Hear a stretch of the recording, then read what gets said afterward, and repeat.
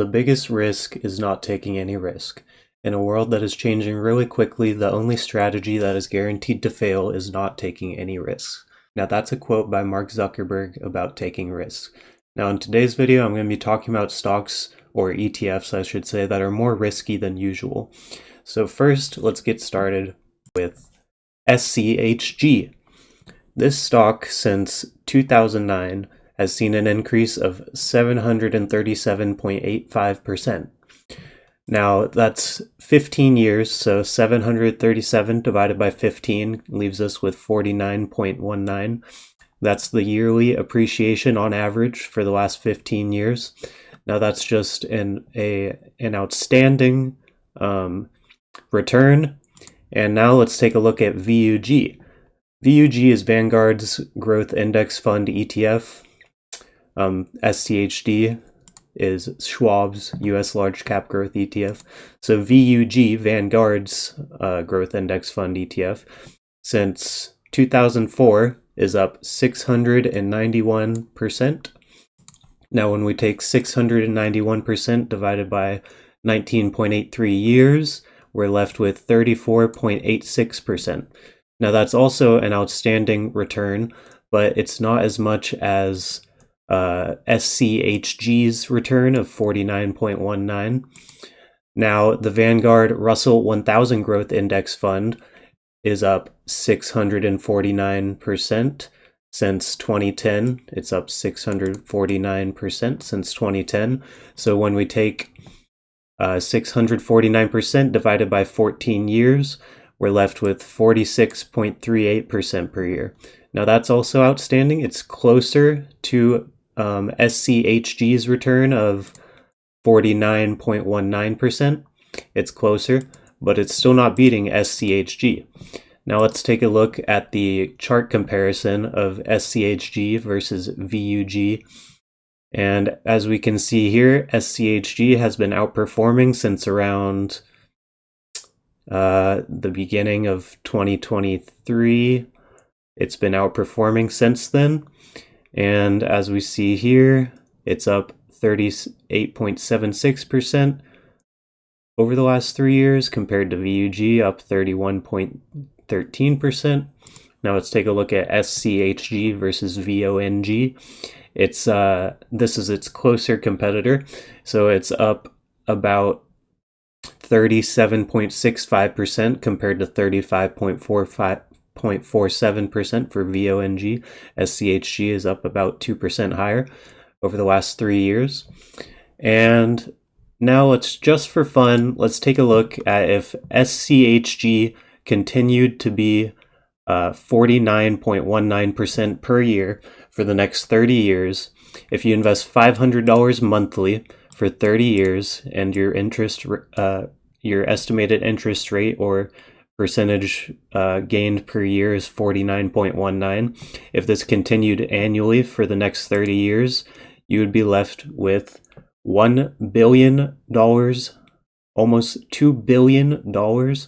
That's just insane, and this should be a warning sign to you, because it seems too good to be true. It probably is too good to be true. So that's an outlook that is just, some might call it a fairy tale. Lucky things happen, sometimes they do, but I don't believe that it'll be performing up to this future value.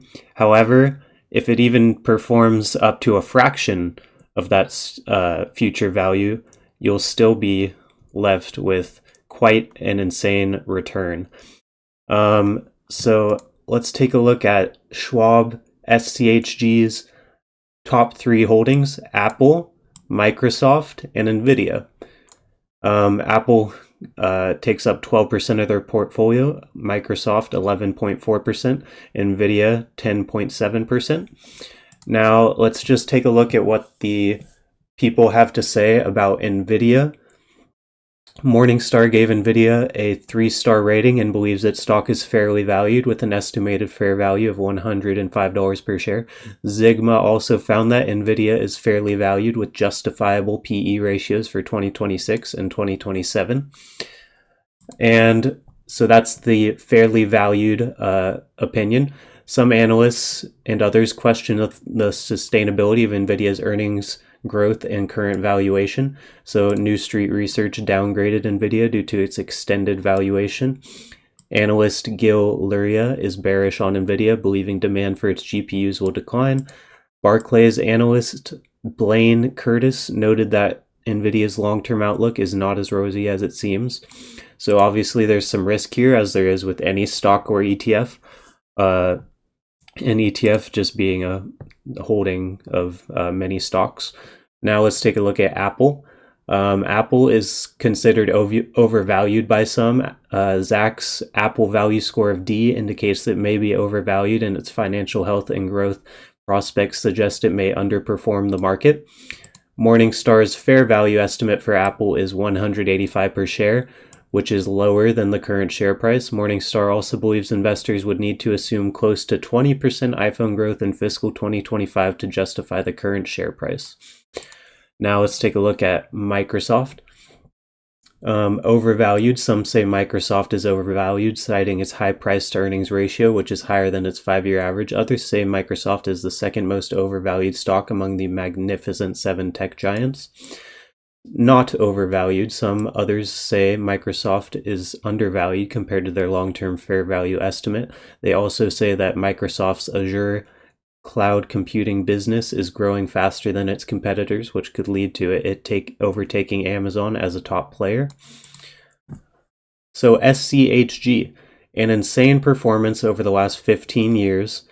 It's been massively exploding over the last 15 years. Specifically since the end of 2022, it's had an insane year of growth. And is it a buy?